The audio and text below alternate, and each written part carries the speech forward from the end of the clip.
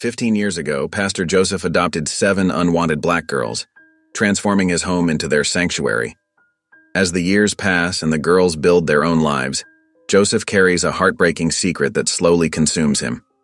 But what the girls do to repay him for his selfless kindness will leave him in tears and change everything. Before we get into the story, comment below where in the world you are watching from today, and if you like this story, don't forget to subscribe. Pastor Joseph sat in his study, the warm glow of his desk lamp casting a soft light across the room. His eyes drifted to a framed photograph on the bookshelf, and a gentle smile touched his lips. The picture showed him with Daniel and Nanita, surrounded by their 7 beautiful daughters. It was taken on a sunny Sunday after church, their faces beaming with joy. Joseph's mind wandered back to those cherished Sundays. He could almost hear the laughter of the girls as they played in the churchyard after service. Daniel and Nanita would always stay behind, helping to tidy up and chatting with Joseph over cups of steaming coffee. "Those were such blessed times," Joseph murmured, his heart full of fondness. He remembered how Daniel's deep, hearty laugh would fill the room, and how Nanita's kind eyes sparkled when she spoke of her daughters. They were more than just members of his congregation. They had become his dearest friends. Joseph's thoughts drifted to their last Sunday together. It was only 2 weeks ago, but it felt like yesterday. Daniel had clapped him on the back after the service, his voice warm with affection. "Another wonderful sermon, Pastor," Daniel had said. "You always know just what to say to lift our spirits." Nanita had nodded in agreement, adding, "We're so blessed to have you in our lives, Joseph. You're like family to us." Those words now echoed in Joseph's mind, bringing a lump to his throat. He blinked back tears, overwhelmed by the depth of their friendship. The shrill ring of the telephone cut through the quiet of the evening, startling Joseph from his reverie. He reached for the receiver, his hand trembling slightly. "Hello?" he answered, his voice soft and uncertain. The words that came through the line hit him like a physical blow. Joseph's face drained of color, and he gripped the edge of his desk to steady himself. "No," he whispered, shaking his head in disbelief. "Oh, dear God, no." The voice on the other end continued speaking, but Joseph could barely hear over the roaring in his ears. Daniel and Nanita, his dear friends, gone in an instant. A car accident, they said. No survivors. Joseph's gaze fell once more on the photograph, his vision blurring with tears. The smiling faces of the 7 girls looked back at him, unaware that their world had just been shattered. "The girls," he choked out. "What about their daughters?" As the person on the phone explained the situation, Joseph's heart broke anew. 7 young lives, suddenly left without parents. 7 precious children, now alone in the world. Joseph's mind reeled, trying to process the enormity of the loss, not just his own grief, but the devastating impact on these innocent girls. He thought of their bright smiles, their infectious laughter, and the love that had always surrounded them. Now, in the blink of an eye, everything had changed. Pastor Joseph sat in the town hall, his shoulders slumped under the weight of his grief. Around him, officials spoke in hushed tones about the future of Daniel and Nanita's daughters. Their words washed over him like a cold, harsh wave. "We'll have to place them in separate foster homes," one of the social workers explained, her voice tinged with regret. "It's nearly impossible to find a family willing to take in 7 children at once." Joseph's heart clenched at the thought. He remembered countless conversations with Daniel and Nanita about the importance of family, how they'd beamed with pride when talking about their girls, always emphasizing how much they loved watching their daughters grow and support each other. "Isn't there any way to keep them together?" Joseph asked, his voice barely above a whisper. The social worker shook her head sadly. "I'm sorry, Pastor. We've explored every option. It's just not feasible." Joseph closed his eyes, trying to steady his breathing. He could almost hear Daniel's voice in his head, talking about his girls. "They're stronger together, Joseph. Each one brings something special to our family. I can't imagine them apart." Opening his eyes, Joseph looked at the officials gathered around the table. "Before any decisions are made," he said, his voice growing stronger, "I'd like to see the girls, to make sure they're okay." The social worker nodded, understanding in her eyes. "Of course, Pastor. We can arrange that for you." As Joseph left the town hall, his mind was a whirlwind of emotions. The thought of those 7 sweet girls being torn apart from each other was almost too much to bear. He knew he had to see them, to offer what comfort he could in this dark time. Driving to the temporary care facility where the girls were staying, Joseph's hands gripped the steering wheel tightly. He prayed silently, asking for guidance and strength. How could he face these children, knowing the heartbreak that lay ahead? Pulling into the parking lot, Joseph took a deep breath. He knew this visit would be difficult, but he couldn't shake the feeling that it was important. Daniel and Nanita had been like family to him, and their daughters deserved all the support he could give. As he walked towards the building, Joseph's mind raced with memories of Sunday picnics, holiday gatherings, and the sound of children's laughter. He couldn't help but wonder what the future held for these girls, and if there was anything more he could do to honor the memory of his dear friends. Joseph stepped into the care facility, his heart heavy with grief and uncertainty. The social worker led him to a small playroom where 7 little girls huddled together, their eyes wide with fear and confusion. The sight of them, so vulnerable and lost, made Joseph's chest tighten with emotion. "Girls," the social worker said gently, "Pastor Joseph is here to see you." 7 pairs of eyes turned to look at him, a mixture of recognition and desperation in their gazes. Joseph knelt down, trying to appear as non-threatening as possible. "Hello, girls," he said softly, his voice thick with unshed tears. "I'm so sorry about your mom and dad." The youngest, only 4 years old, began to cry silently. Her older sister, probably 5 or 6, wrapped an arm around her protectively. Joseph's heart broke at the sight. Tamara, the eldest at 7, stepped forward. Her chin quivered, but her eyes were fierce with determination. "Pastor Joseph," she said, her voice barely above a whisper, "they want to split us up. They say we can't stay together." Joseph nodded sadly, unable to find the words to comfort her. Tamara's face crumpled, and she threw herself into his arms, sobbing. "Please, please don't let them separate us," she begged, her small body shaking. "We're all we have left. We need each other." The other girls crowded around, clinging to Joseph and their sisters. Their fear was palpable, filling the room with a desperate energy that made it hard to breathe. Joseph held them close, his mind racing. He thought of Daniel and Nanita, of how much they had loved these girls, of how devastated they would be to see their children torn apart. He remembered countless conversations about the importance of family, of sticking together through thick and thin. As he looked at each tear-stained face, Joseph felt something shift inside him. These weren't just his friends' children. They were 7 precious souls who needed love, stability, and each other. The thought of them being separated, sent to different homes with strangers, was unbearable. In that moment, an impossible idea began to take root in Joseph's mind. It was crazy, completely impractical, and would change his life forever. But as he held these trembling, terrified girls in his arms, he knew he couldn't let them go. "What if," he started to say, then paused, almost afraid to voice the thought aloud. The girls looked up at him, hope flickering in their eyes. Joseph took a deep breath and continued, "What if I adopted all of you?"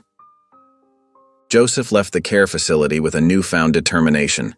His heart raced as he drove to the town hall, rehearsing his arguments in his mind.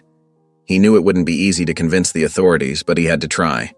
As he entered the building, Joseph took a deep breath, steadying himself for the challenge ahead.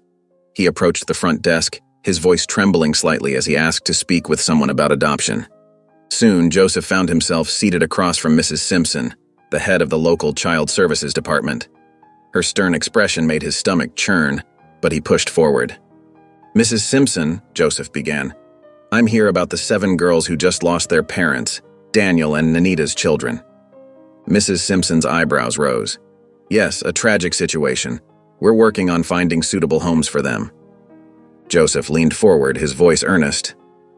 "That's why I'm here. I want to adopt them. All of them." The room fell silent.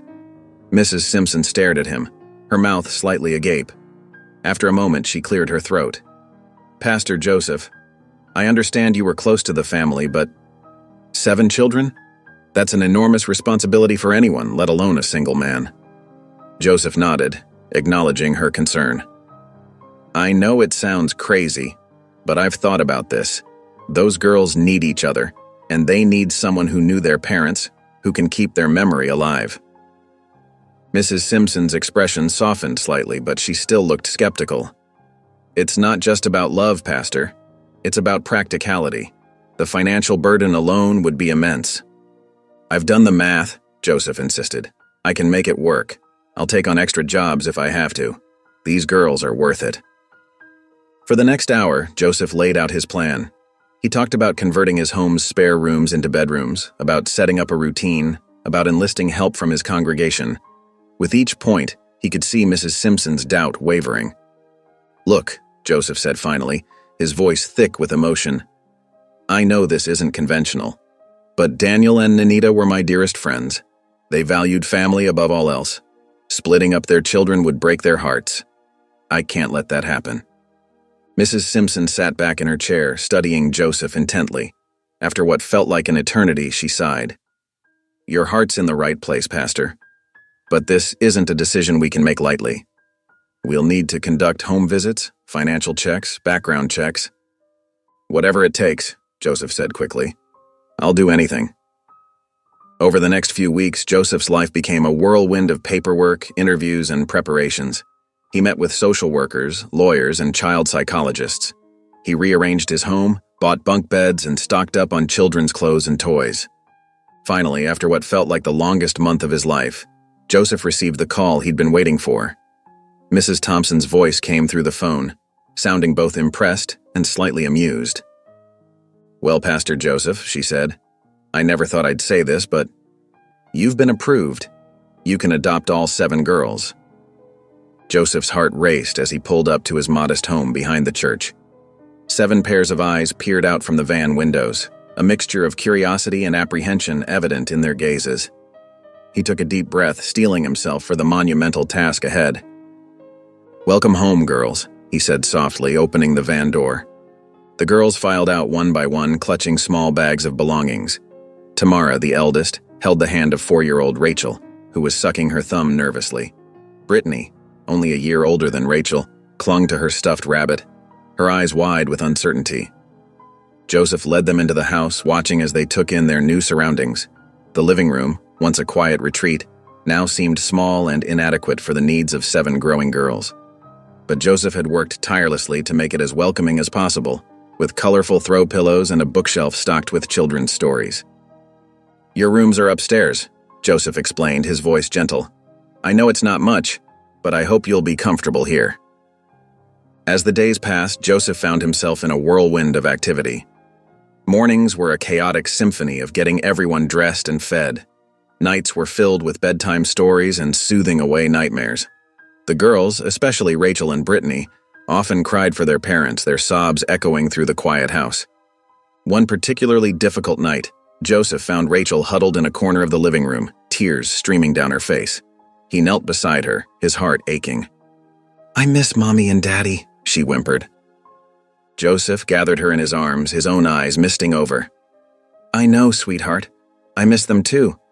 But they loved you so much, and they'd want you to be happy. As he comforted Rachel, he noticed Brittany watching from the stairs, clutching her rabbit. He extended his arm, inviting her into the embrace. Soon, all 7 girls had joined them, a tangle of arms and tears and whispered comforts. Despite the challenges, Joseph found moments of joy in their new life together. The church became a second home for the girls, its halls filled with their laughter during Sunday school. The congregation rallied around them, offering support and love. One sunny afternoon, Joseph watched from the church steps as the girls played in the yard. Tamara was pushing Rachel on a swing while Brittany carefully picked flowers to make a crown. The sight filled him with a warmth he couldn't quite describe. We're going to be okay, he whispered to himself, a small smile tugging at his lips. The road ahead would be long and difficult, but in that moment, Joseph knew that together, they could face anything. As word spread about Joseph's decision to adopt the 7 girls, the small town buzzed with gossip. At the local diner, patrons whispered over steaming cups of coffee. In the grocery store aisles, neighbors exchanged concerned glances and hushed opinions. The church, once a sanctuary of peace for Joseph, became a hotbed of conflicting emotions. After Sunday service, small groups huddled in corners, their voices low, but their gestures animated.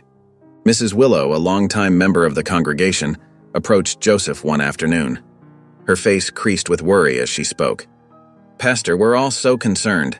How will you manage the church and 7 little ones? It's just not practical." Joseph smiled gently, his eyes crinkling at the corners. "With faith and love, Mrs. Willow, and a lot of help from our community." But not everyone was as direct as Mrs. Willow. Joseph could feel the weight of stares during his sermons, could hear the whispers that quickly died when he entered a room. Some members of the congregation were openly supportive, bringing casseroles and offering to babysit. Others, however, kept their distance, their silence speaking volumes. One evening, as Joseph tucked the girls into bed, he overheard 2 church elders talking outside. "It's admirable, sure," one said, "but what about his duties to the church? We can't have a distracted pastor." Joseph's heart sank, but he pushed the doubt aside. He looked at the sleeping faces of his new daughters and felt a surge of love and determination. The next day, Joseph decided to address the issue head-on. He called a meeting with the church council, his palms sweaty but his resolve firm. "I know there are concerns," he began, his voice steady. "I understand the magnitude of what I've taken on, but these girls need a home, and I believe this is God's plan for me, for us as a community." The room fell silent. Then Mrs. Davis, the oldest member of the council, stood up. "Joseph," she said, her voice quavering with emotion, "what you're doing is a true testament to your faith. We should all be ashamed for doubting you." Her words seemed to break a dam. Slowly, other council members began to nod, some wiping away tears. As Joseph left the meeting, he felt a weight lift from his shoulders. He knew the road ahead would be challenging, but he was more certain than ever that he had made the right choice. The Sunday morning sun filtered through the stained glass windows of the church, casting a warm glow over the congregation. Pastor Joseph stood at the pulpit, his gentle voice carrying through the room as he delivered his sermon. The 7 sisters sat in the front pew, their eyes fixed on their adoptive father. As Joseph concluded his message, he paused and looked out at his flock. "Before we end our service today, does anyone have something they'd like to share?" There was a moment of silence. Then, to everyone's surprise, Tamara slowly rose to her feet. At just 11 years old, she seemed so small standing before the entire congregation. Her hands trembled slightly, but her voice was clear and strong. "I'd like to say something if that's okay," Tamara said, her eyes meeting Joseph's. Joseph nodded encouragingly, a warm smile on his face. "Of course, Tamara. Go ahead." Tamara took a deep breath and turned to face the congregation. "I want to thank Pastor Joseph for keeping our family together," she began, her voice growing steadier with each word. "When our parents died, we were so scared. We thought we'd be split up and never see each other again." She paused, glancing at her sisters who sat wide-eyed beside her. But Pastor Joseph didn't let that happen. He took all 7 of us in, even though it wasn't easy. He's given us a home and kept us together, just like our parents would have wanted. Tears began to well up in Tamara's eyes, but she blinked them back. "It means so much to me and my sisters. We know it's been hard, and we've heard people talking, but Pastor Joseph has shown us what it means to have faith and to love unconditionally." As Tamara spoke, a hush fell over the church. People leaned forward in their pews, hanging on her every word. Mrs. Willow dabbed at her eyes with a handkerchief, while Mr. Thompson, who had been one of the most vocal critics, looked down at his hands, his face flushed with shame. "We just want everyone to know how grateful we are," Tamara continued, her voice thick with emotion. "Pastor Joseph isn't just our guardian. He's become our father, and we love him so much." With those words, Tamara's composure finally broke. Tears streamed down her face as she rushed back to her seat, burying her face in Joseph's chest as he wrapped his arms around her. The church was silent for a moment, then erupted into applause. People stood up, clapping and wiping away tears. The atmosphere in the room had shifted, filled with a newfound warmth and understanding. In the weeks following Tamara's heartfelt speech, Joseph noticed a shift in the community's attitude. Where once there had been whispers and doubtful glances, now there were warm smiles and offers of help. Mrs. Willow from down the street began bringing over homemade casseroles every Tuesday, while Mr. Thompson offered to mow the church lawn, freeing up some of Joseph's time. The change wasn't just in the community, though. Joseph felt it within the walls of their home too. The girls, who had been understandably withdrawn and quiet in the beginning, were starting to open up more. Laughter echoed through the house more often, and the sound filled Joseph's heart with joy. One evening, as Joseph was helping 6-year-old Rachel with her homework, she looked up at him with her big brown eyes. "Can I ask you something?" she said, her voice small but curious. "Of course, sweetheart," Joseph replied, setting down the pencil he'd been holding. Rachel fidgeted with the corner of her workbook. "Is it okay if we call you Dad?" Joseph felt his breath catch in his throat. He hadn't expected this, not so soon. "Oh, Rachel," he said softly, "if that's what you'd like, I'd be honored." A bright smile spread across Rachel's face. "Really? Because Tamara said we should ask you first." Joseph chuckled, his eyes misty. "Tamara's a wise girl, and yes, really, I may not be your birth father, but I love you all as if you were my own." From that day on, Pastor Joseph became simply Dad within the walls of their home. The first time Brittany, the youngest at 4 years old, called out, "Daddy," when she skinned her knee, Joseph's heart swelled with love and pride. There were still challenges, of course. Bedtime for 7 girls was often a chaotic affair, and Joseph sometimes felt overwhelmed by the sheer amount of laundry and dishes that piled up. But in those moments, he would think of Daniel and Nanita, remembering their love for their daughters and the trust they had placed in him. One night, as Joseph tucked the girls into bed, he paused in the doorway, looking back at the room filled with bunk beds and stuffed animals. He felt a deep sense of peace wash over him. This was more than just honoring his friends' wishes. It was about love, family, and the beautiful life they were building together. Years passed like leaves turning in the wind, and Joseph found himself marveling at how quickly his daughters had grown. The once tiny girls who had clung to him for comfort were now vibrant teenagers, each blossoming into her own unique person. On a quiet Sunday afternoon, Joseph sat in his favorite armchair, watching the girls through the window as they played in the churchyard. His heart swelled with pride, but a twinge of worry crept in too. Tamara, now 18, stood tall and confident, organizing a game for her younger sisters. Her drive and ambition shone through in everything she did, from her excellent grades to her role as student body president. Joseph could see her future stretching out bright before her, filled with possibilities. "She's so much like her mother," Joseph murmured to himself, remembering Nanita's determination and strength. His gaze shifted to Brittany, the youngest at 15. She sat apart from the others, sketchbook in hand, her pencil moving swiftly across the page. Her artistic talent had blossomed over the years, and her thoughtful nature often reminded Joseph of Daniel's quiet wisdom. As he watched his daughters, a familiar worry gnawed at Joseph's heart. Had he done enough? Had he prepared them for the challenges that lay ahead in the world beyond their small town? He thought of the many late nights helping with homework, the countless conversations about life and faith, the tears he'd wiped away, and the triumphs he'd celebrated. But was it enough?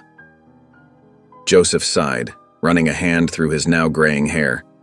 The weight of responsibility still felt heavy at times, even after all these years.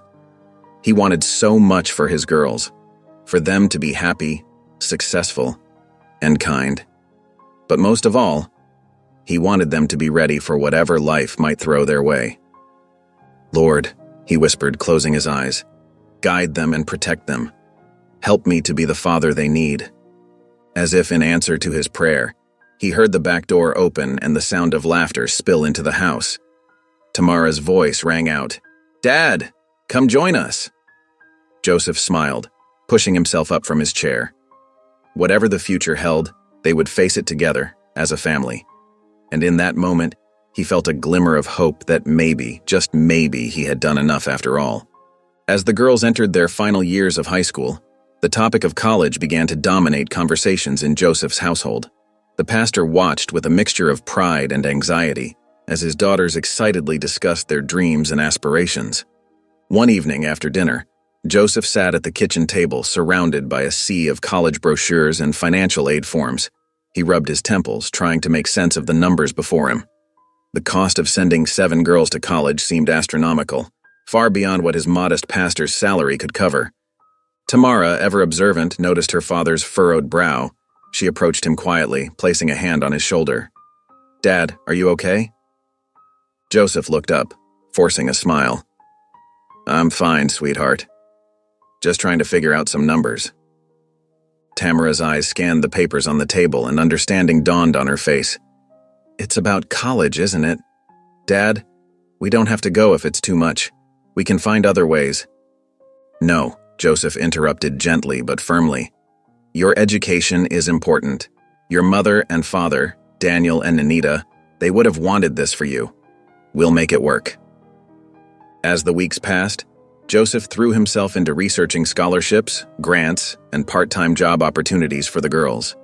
He picked up extra speaking engagements at neighboring churches and started offering counseling sessions in the evenings to bring in additional income.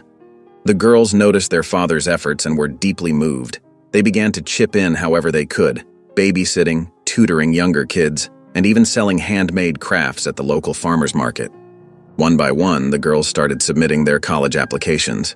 Tamara, with her excellent grades and leadership experience, applied to several prestigious universities. Brittany, the artist of the family, set her sights on art schools with strong fine arts programs. The other girls each chose paths that suited their individual interests and strengths. As the acceptance letters began to arrive, Joseph felt a mix of emotions. He was overjoyed at his daughter's successes, but couldn't shake the nagging worry about finances. Late one night, as he pored over his bank statements, he realized that even with his extra work and careful budgeting, he would need to dip into his modest savings to make their college dreams a reality. Joseph closed his eyes and took a deep breath. He thought of Daniel and Anita, of the promise he had made to give their daughters the best life possible. Opening his eyes, he looked at the framed photo of all 7 girls on his desk and made a silent vow. "We'll make it work," he whispered, echoing the words he had said to Tamara. "Whatever it takes." As the spring sun warmed the small town, an envelope arrived at Joseph's house bearing the seal of a prestigious law school. Tamara, her hands trembling, opened it and let out a joyous cry. "I got in!" she exclaimed, her eyes brimming with tears of happiness. Joseph's heart swelled with pride. He embraced his eldest daughter, feeling the weight of the moment. "I'm so proud of you, Tamara," he said, his voice thick with emotion. "You've worked so hard for this." The news spread quickly through the household, and soon all the sisters were gathered around, hugging Tamara and chattering excitedly about her future as a lawyer. Joseph stood back, watching the scene with a bittersweet smile. He was overjoyed at Tamara's success, but a small part of him ached at the thought of her leaving. In the weeks that followed, Tamara busied herself with preparations for her move to the city.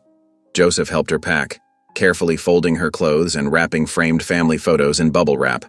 As they worked, he found himself lost in memories of the little girl who had first come into his care all those years ago. "You know," Tamara said softly, noticing her father's pensive expression, "I couldn't have done this without you, Dad. You've given us everything."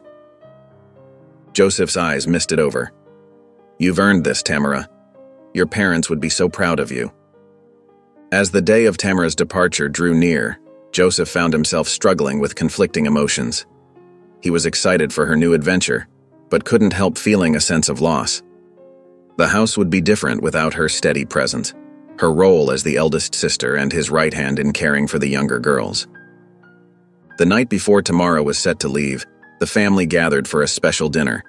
Joseph had cooked all of Tamara's favorite dishes, and the table was filled with laughter and chatter. Yet, beneath the joy, there was an undercurrent of sadness. After dinner, Tamara found Joseph sitting on the porch swing, gazing at the stars. She sat beside him, leaning her head on his shoulder like she used to do as a child. "I'll visit often, Dad," she promised, her voice soft in the quiet night. "Every chance I get, and I'll call all the time." Joseph wrapped an arm around her shoulders, pulling her close. "I know you will, sweetheart, but things will be different, and that's okay. It's part of growing up." Tamara nodded, feeling a lump in her throat. "I'm going to miss you all so much."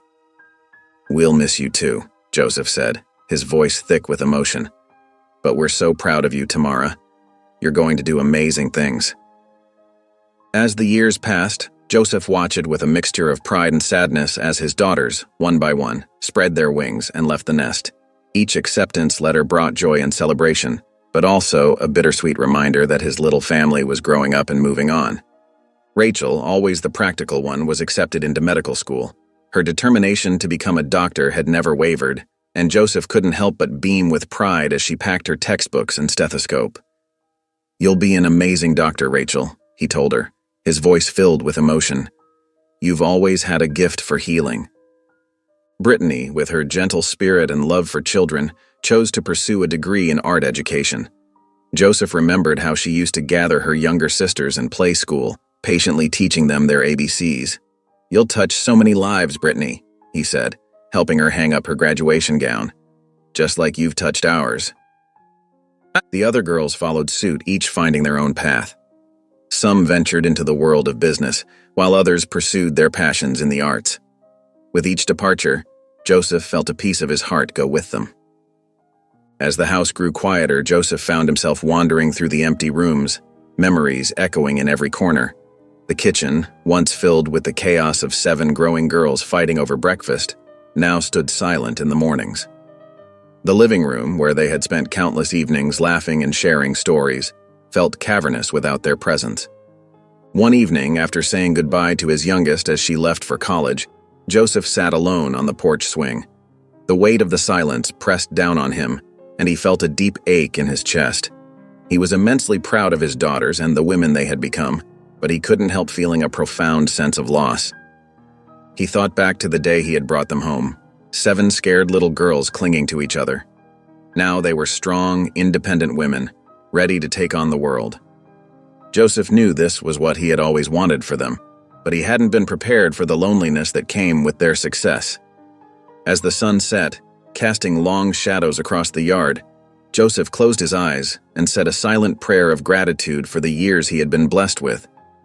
He knew that even though his daughters were scattered across the country pursuing their dreams, the love that bound their family together would never fade. Joseph's life settled into a new rhythm, one marked by quiet mornings and long-distance phone calls. He poured his love and support into care packages, filling them with homemade cookies, encouraging notes, and little reminders of home. Each box was carefully packed with the same tenderness he had shown when bandaging scraped knees or soothing hurt feelings years ago. As the girls progressed through their studies, Joseph made it his mission to attend every graduation, no matter how far he had to travel. He sat in auditoriums across the country, his heart swelling with pride as each daughter crossed the stage to receive her diploma. But amidst the joy, a nagging feeling of disconnection began to creep in. The phone calls, once filled with excited chatter and shared stories, grew shorter and less frequent. Joseph found himself struggling to keep up with the fast-paced lives his daughters were leading. They spoke of new friends, challenging classes, and budding romances, a world that seemed increasingly distant from the simple life he led back home. One evening, after a particularly brief call with Rachel, Joseph sat in his favorite armchair, feeling the weight of his solitude. He glanced at the family photos lining the walls, frozen moments of a time when he was the center of their world. Now it felt as if he was watching their lives from the sidelines, no longer the first person they turned to for advice or comfort. He thought back to the countless nights he had spent helping with homework, the family dinners filled with laughter, and the quiet moments of shared understanding. Those memories seemed to belong to another lifetime now. Joseph wondered if the bond they had forged through those difficult early years was slowly unraveling, stretched thin by distance and time. As he prepared for bed that night, Joseph's eyes fell on a framed photo of all 7 girls on the day of Tamara's high school graduation. Their smiles were radiant, full of hope and promise for the future. He had given them wings to fly, just as he had always intended. But in doing so, had he inadvertently pushed them out of his own life? Joseph's heart ached with a mixture of pride and longing. He was immensely grateful for the amazing women his daughters had become, but he couldn't shake the feeling that he was losing something precious. The close-knit family they had once been seemed to be slipping away, replaced by occasional visits and polite phone calls. Tamara sat at her desk, surrounded by towering stacks of legal documents and case files. The soft glow of her desk lamp illuminated her tired face as she pored over yet another deposition. Her eyes burned from hours of reading, but she couldn't stop. This case was too important. The racial discrimination lawsuit she was working on as part of her law school clinic had consumed her thoughts for weeks. It was a complex case involving a young black man who had been unfairly passed over for promotions at his workplace. The more Tamara dug into the details, the more her heart ached for the injustice she uncovered. She rubbed her temples, trying to ease the tension headache that had become her constant companion. The weight of responsibility pressed down on her shoulders. This wasn't just about getting a good grade anymore. A real person's life and future hung in the balance. As she reached for her coffee mug, her hand brushed against a framed photo of her family. There was Pastor Joseph, surrounded by all 7 sisters, his kind eyes radiating pride. Tamara's throat tightened as she looked at his face. How could she tell him that she was starting to doubt her chosen path? Law school had always been her dream, a way to make a difference in the world and make Joseph proud. But now, faced with the harsh realities of the legal system, Tamara felt overwhelmed and unprepared. The emotional toll of fighting against deep-rooted prejudices was draining her spirit. She picked up her phone, her finger hovering over Pastor Joseph's number. She longed to hear his reassuring voice, to confide in him about her struggles. But something held her back. The thought of disappointing him, of admitting that she might have made a mistake, was too much to bear. Tamara set the phone down with a sigh. She couldn't burden Joseph with her doubts. He had sacrificed so much for her and her sisters. The least she could do was push through and make him proud. As she turned back to her work, Tamara felt a familiar knot of anxiety forming in her stomach. She was used to being the strong one, the eldest sister who had it all figured out. But now, she felt lost and unsure. The words on the page before her blurred as tears threatened to spill over. Tamara blinked them back, determined not to give in to her emotions. She had to be strong, had to prove that she could handle this, even if it meant facing her doubts alone. Brittany stood in front of her classroom, her heart racing as she tried to focus on the lesson plan. The colorful alphabet charts and student artwork that usually brought her joy now seemed to blur together. She blinked hard, trying to clear her vision, but the dizziness persisted. "Ms. Brittany, are you okay?" A small voice piped up from the front row. Brittany forced a smile, not wanting to alarm her students. "I'm fine, sweetie. Let's get back to our math problems." But as she turned to write on the whiteboard, a sharp pain shot through her head. The marker slipped from her fingers, clattering to the floor. The room began to spin, and Brittany gripped the edge of her desk to steady herself. I need to sit down for a moment," she managed to say, before collapsing into her chair. The next few hours passed in a blur of concerned colleagues, paramedics, and finally, a hospital room. Brittany lay in the sterile bed, staring at the ceiling as the doctor explained her condition. The words, stress-induced hypertension and need for immediate rest, echoed in her mind. As she was discharged with strict orders to take a leave of absence from work, Brittany felt a deep sense of failure washing over her. She had always prided herself on her dedication to her students, on following in Pastor Joseph's footsteps by nurturing young minds. Now, her body had betrayed her, forcing her to step away from the classroom she loved. Back in her small apartment, Brittany curled up on the couch, hugging a pillow to her chest. She glanced at her phone, seeing several missed calls from Pastor Joseph. Her finger hovered over the callback button, but she couldn't bring herself to press it. What would she say to him? How could she explain that she wasn't strong enough to handle the pressures of teaching? Joseph had sacrificed so much to give her and her sisters a chance at a good life. The thought of disappointing him was unbearable. Brittany's mind wandered to her students, imagining them confused and worried about her sudden absence. She had always believed that teaching was her calling, her way of making a difference in the world. But now, doubt crept in like a shadow. Was this really the right path for her? If she couldn't handle the stress of teaching, was she letting down not just Joseph, but herself and her students too? Tears welled up in Brittany's eyes as she grappled with these questions. She wanted nothing more than to call Joseph, to hear his comforting voice and wise advice. But the fear of burdening him with her problems held her back. Joseph sat in his quiet living room, staring at the phone in his hand. He had just finished another call with Brittany, and like the others before it, something felt off. Her voice was strained, her usual cheerfulness replaced by a forced lightness that didn't quite ring true. "Everything's fine, Dad," she had said. "Just busy with work, you know how it is." But Joseph did know, and he knew it wasn't fine. He could feel it in his gut, the same way he had felt it during his conversations with Tamara and the other girls. They were all hiding something, carrying burdens they wouldn't share. He sighed heavily, rubbing his temples as a familiar ache began to throb behind his eyes. The headaches had been getting worse lately, along with the fatigue that seemed to seep into his bones. But Joseph pushed those thoughts aside. His girls needed him to be strong. Rising from his chair, Joseph winced as a sharp pain shot through his lower back. He steadied himself against the wall, waiting for the discomfort to pass. Once it subsided, he made his way to the kitchen to brew a cup of tea, hoping it might ease his symptoms. As the kettle whistled, Joseph's mind wandered to each of his daughters. Tamara, usually so confident and talkative, had been oddly reticent about her law school experiences lately. Rachel's calls had become shorter and less frequent. Even the younger girls seemed distant, their text messages brief and lacking their usual enthusiasm. Joseph poured the hot water over his tea bag, watching the steam rise. He longed to gather all his girls around him like he used to coax out their troubles and offer comfort. But they were grown now, scattered across the country, facing challenges he couldn't see or fully understand. He took a sip of tea, grimacing as another wave of pain washed over him. The doctor had suggested more tests, hinted at the possibility of something serious, but Joseph had brushed it off, unwilling to burden his daughters with his own problems when they clearly had enough of their own.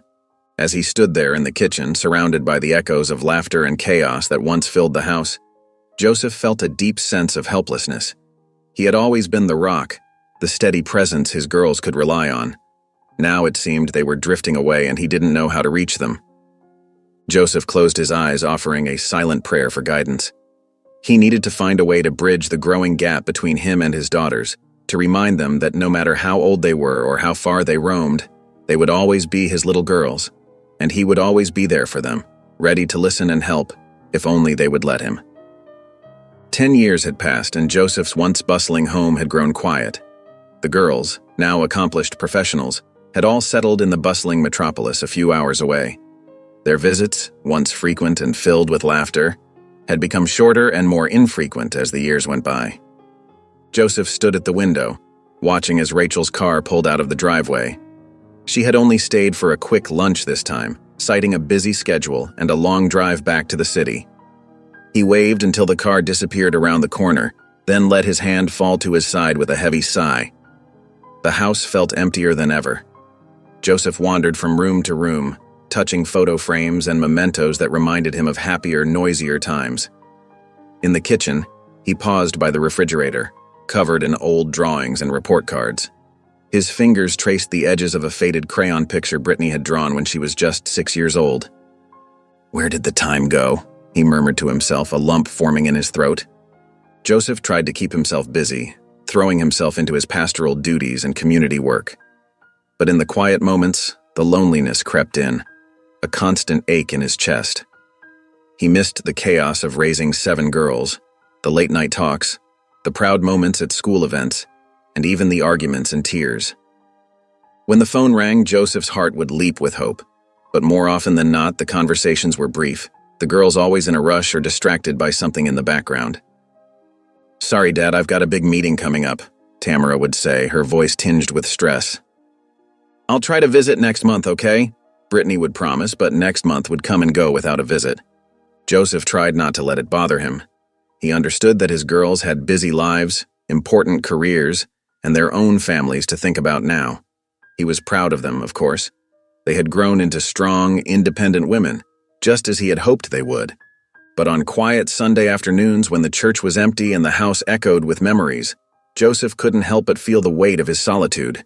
He would sit in his favorite armchair, surrounded by family photos, and close his eyes, remembering the days when tiny feet pattered through the halls and giggles filled every corner of the house.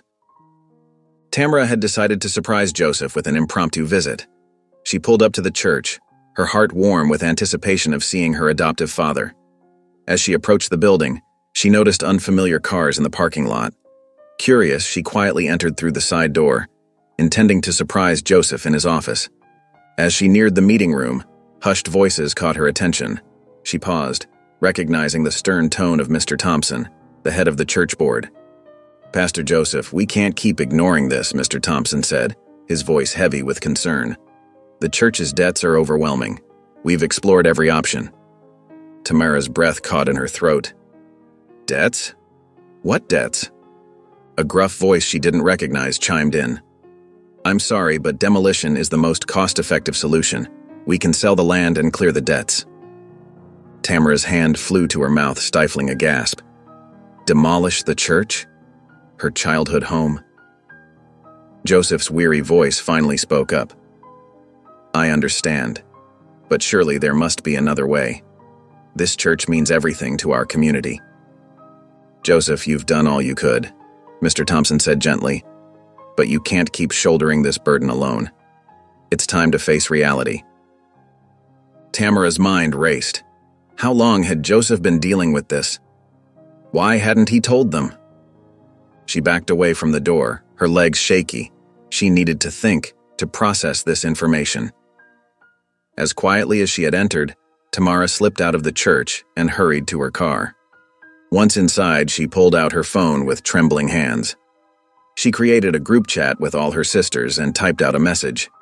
"Emergency, Dad's in trouble, church might be demolished, he never told us. Call me ASAP." Tamara stared at the sent message, her heart pounding. How could Joseph have kept this from them? They were a family. They were supposed to face challenges together. Her phone buzzed as replies from her sisters started pouring in. Confusion, shock, and concern filled the chat. Tamara took a deep breath, knowing she needed to be the strong one, just like she had always been. She dialed Rachel's number, the sister she was closest to. As soon as Rachel picked it up, Tamara's composure cracked. "Rachel," she said, her voice breaking. "We need to do something. We can't let Dad lose the church. It's our home."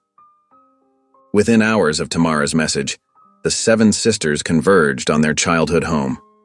They arrived in a flurry of worried faces and rapid-fire questions, their cars lining up in front of the modest church that had been their sanctuary for so many years. Joseph was startled by their sudden appearance, his weathered face a mix of confusion and concern as they burst into his office. "Girls, what's wrong? Is everyone all right?" Tamara stepped forward, her eyes brimming with tears. "Dad, we know about the church. Why didn't you tell us?" Joseph's shoulders sagged, the weight of his secret finally lifted. He sank into his chair, looking older than they'd ever seen him. I didn't want to worry you. You've all worked so hard to build your lives. This was my burden to bear." Rachel, always the most empathetic, moved to Joseph's side.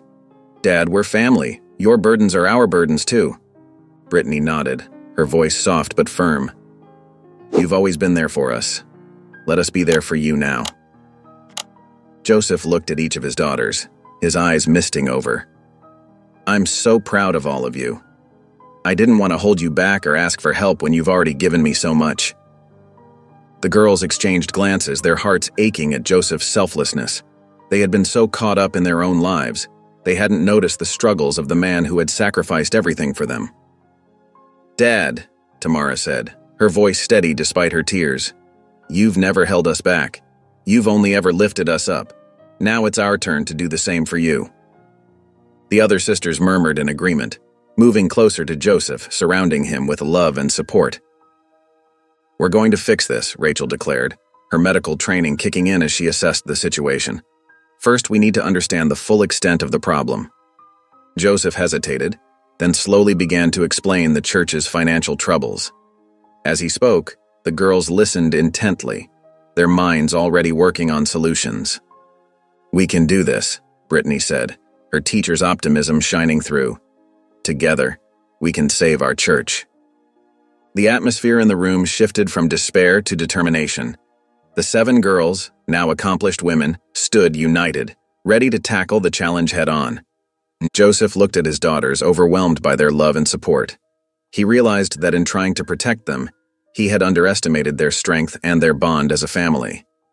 "I don't know what to say," Joseph said, his voice thick with emotion. "You girls are truly a blessing." Tamara squeezed his hand. "You taught us the importance of family and community, Dad.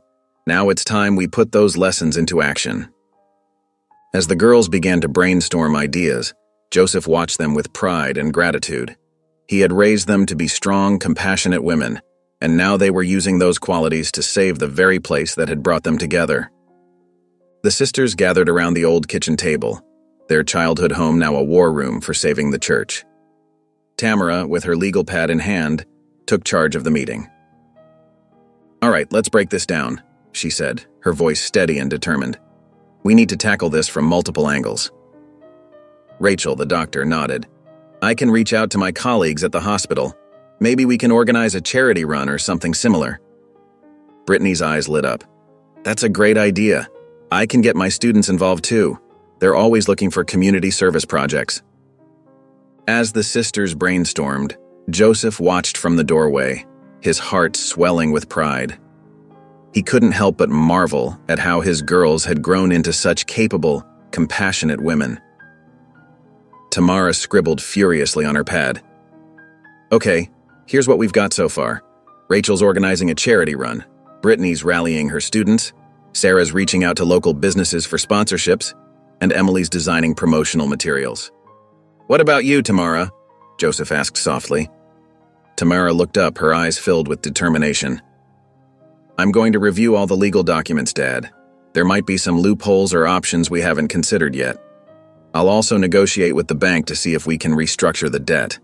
Joseph felt a lump in his throat. "Girls, I don't know what to say."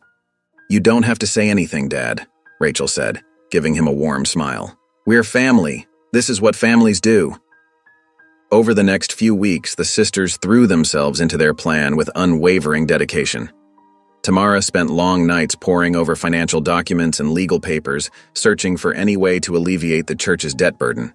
She made countless phone calls, negotiating tirelessly with bank representatives and potential donors. Meanwhile, Rachel's charity run idea took off. She rallied her medical colleagues and patients, spreading the word throughout the hospital and beyond. Brittany's students embraced the cause wholeheartedly, organizing bake sales and car washes to contribute their share. Sarah's business acumen proved invaluable, as she secured sponsorships from local companies, each eager to support the beloved community church. Emily's artistic talents shone through in the eye-catching posters and flyers that soon adorned every storefront in town. The entire community began to buzz with excitement as the day of the big fundraiser approached. Joseph watched in awe as his daughters transformed the church grounds into a festival of hope and unity. On the morning of the event, Joseph stood at the church steps, overwhelmed by the sight before him. Hundreds of people had gathered, all there to support the place that had been a cornerstone of their community for generations. As the sisters worked tirelessly to save the church, moments of nostalgia began to creep into their conversations. One evening, as they sat around the old kitchen table reviewing their progress, Brittany's eyes fell on a faded crayon drawing pinned to the refrigerator. "Hey, look at this," she said softly, walking over to examine it closer. "I remember making this for Dad when I was 6. The other sisters gathered around, smiling at the childish scrawl of 7 stick figures holding hands with a taller one labeled Daddy. Rachel's eyes misted over. "I can't believe he kept this all these years." "He kept everything," Sarah added, her voice thick with emotion. "Remember how he used to come to every single one of our school events, even when they overlapped?" Tamara nodded, a lump forming in her throat. He'd rush from one to the other, always making sure each of us saw him in the audience. As they continued working, more memories surfaced. Emily recalled how Joseph had learned to braid hair just for them, his large hands fumbling with the delicate strands until he got it right. "And remember when he took on that second job at the grocery store?" Rachel said, her voice barely above a whisper. "He never told us, but I overheard him talking to Mrs. Johnson about needing extra money for our school supplies." The sisters fell silent, each lost in their own thoughts about the countless sacrifices their father had made. They remembered the nights he'd stayed up late helping with homework, the way he'd stretched his modest pastor's salary to make sure they never went without, and how he'd always put their needs before his own. Tamara, usually so composed, felt tears welling up in her eyes. "We were so caught up in our own lives, we didn't see how much he was struggling with the church finances." "He never wanted to burden us," Sarah said softly. "Even now he's trying to protect us." The realization hit them all at once, the depth of Joseph's love and sacrifice. It wasn't just about keeping them together after their parents died. It was about giving them a future, even at the cost of his own dreams and comfort. Brittany stood up, her voice filled with determination. We have to make this work, not just for the church but for Dad. He gave up everything for us. Now it's our turn to give back. The others nodded in agreement, a new fire ignited in their hearts. They understood now that saving the church wasn't just about preserving a building or a community landmark. It was about honoring the man who had given them everything, who had kept them together when the world wanted to tear them apart. With renewed vigor, they threw themselves back into their work. Each sister was more determined than ever to ensure their father's legacy would stand strong, just as he had stood strong for them all these years. One evening, as Joseph sat in his favorite armchair, lost in thought about the church's future, he heard a commotion at the front door. Curious, he stood up, his joints creaking slightly as he made his way to investigate. To his surprise, all 7 of his daughters burst into the living room, their faces beaming with excitement. Tamara, the eldest, held a large, beautifully wrapped package in her arms. "Dad!" they chorused, surrounding him with hugs and kisses. Joseph's eyes widened, a smile spreading across his weathered face. "What's all this about?" he asked, his voice filled with warmth and confusion. Rachel, her eyes twinkling, guided him back to his chair. "We have a surprise for you, Dad," she said softly. As Joseph settled into his seat, the girls gathered around him, their faces glowing with anticipation. Tamara stepped forward and carefully placed the package in his lap. "Open it, Dad," Brittany urged, her voice barely containing her excitement. With trembling hands, Joseph unwrapped the gift. As the paper fell away, he found himself holding a large leather-bound book. The cover was embossed with golden letters that read, "Our Family Journey." "It's a scrapbook," Sarah explained, her voice gentle. "We've been working on it for years." Joseph opened the book and his breath caught in his throat. The first page held a photo of all 7 girls, huddled together on the steps of the church, taken just days after he had adopted them. Their young faces looked up at the camera, a mixture of uncertainty and hope in their eyes. As he turned the pages, Joseph's eyes filled with tears. There were photos of birthday parties, Christmases, and lazy summer afternoons. He saw snapshots of the girls' first day of school, their graduations, and their proudest achievements. Each page was filled with handwritten notes describing memories and expressing gratitude. "Look, Dad," Emily said, pointing to a particular photo. "Remember when you taught us all how to ride bikes? You ran alongside each of us until we got the hang of it." Joseph nodded, unable to speak as emotions welled up inside him. He remembered those days vividly, the scraped knees, the wobbling handlebars, and the triumphant smiles when they finally managed to pedal on their own. As he continued to flip through the pages, Joseph saw his own face changing over the years. He saw the worry lines that had appeared during tough times, but also the joy that radiated from him as he watched his daughters grow and thrive. The final pages of the book were filled with recent photos, the girls in their professional attire, standing proud in their offices or classrooms. There were pictures of family gatherings, with all of them surrounding Joseph, their faces full of love and respect. On the last page, each daughter had written a personal note to Joseph. As he read their heartfelt words of love and gratitude, tears began to roll down his cheeks. "Oh, my girls," he whispered, his voice choked with emotion. I don't know what to say." The sisters surrounded him, enveloping him in a group hug. Joseph held the book close to his chest, overwhelmed by the love and appreciation his daughters had shown him. As the emotional moment with the scrapbook passed, Tamara cleared her throat, her eyes shining with excitement. "Dad, we have more news," she said, her voice trembling slightly. Joseph looked up, wiping away his tears. "More news?" he asked, his voice filled with curiosity. The girls exchanged glances and Rachel stepped forward. "We've been working on something big, Dad," she explained. "Remember when we found out about the church's debt?" Joseph's face fell slightly, the worry lines deepening on his forehead. "Yes, I remember," he said softly. Brittany reached out and took his hand. "Well, we couldn't just stand by and let the church be demolished," she said. "So we came up with a plan." "A plan?" Joseph repeated, his eyes widening. Sarah nodded enthusiastically. "We organized a massive fundraiser, Dad. We reached out to everyone we knew, old friends from town, colleagues, even some of your former congregation members who'd moved away. And guess what? Emily chimed in, barely able to contain her excitement. We did it, Dad. We raised enough money to pay off the church's debt. Joseph's jaw dropped, his eyes filling with tears once again. You did what? He stammered, unable to believe what he was hearing. Tamara pulled out an envelope from her purse and handed it to Joseph. It's all here, Dad. The check to clear the church's debt. The demolition has been called off. Joseph's hands shook as he held the envelope, overwhelmed by the magnitude of what his daughters had accomplished. I don't know what to say, he whispered. But the girls weren't finished. Rachel stepped forward again, her voice soft but filled with pride. There's more, Dad. We've started a foundation in your name, the Joseph Brinton Foundation for Small-Town Churches. The foundation will help support other struggling churches in small communities, Emily explained.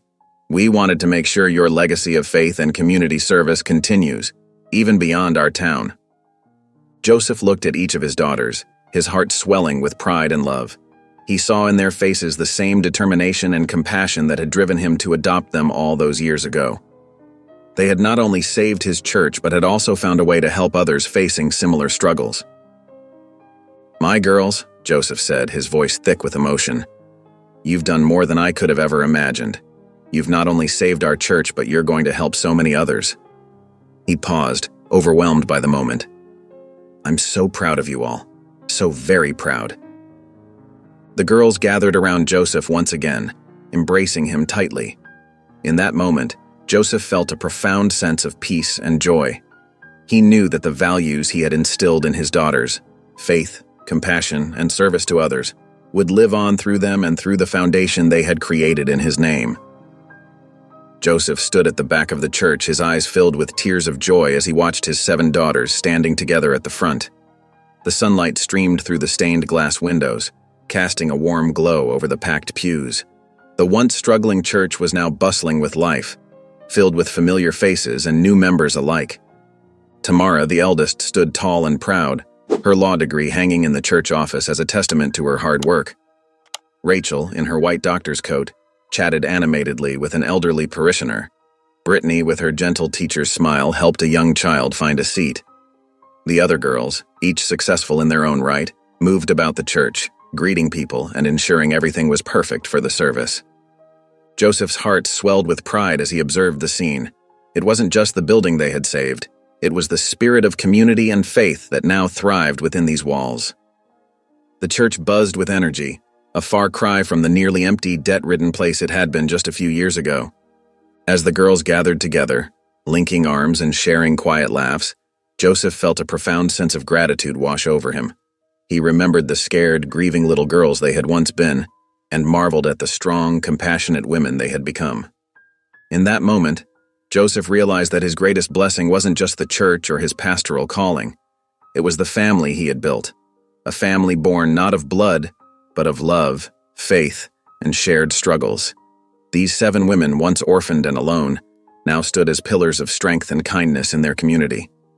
Tears flowed freely down Joseph's cheeks as he watched his daughters. He knew that long after he was gone, their love, faith, and resilience would continue to touch lives and make a difference. Through them, and through the foundation they had created in his name, his legacy of compassion and service would live on for generations to come. As the organ began to play and the congregation settled into their seats, Joseph's daughters turned and spotted him at the back of the church. Their faces lit up with love, and they beckoned him to join them. With a heart full of joy, Joseph made his way down the aisle, ready to stand proudly beside the family he had built, in the church they had saved together. If you enjoyed the story of Pastor Joseph, Tamara, and her sisters, I handpicked this next story that will touch your heart. Please don't miss this one. Click here to watch it.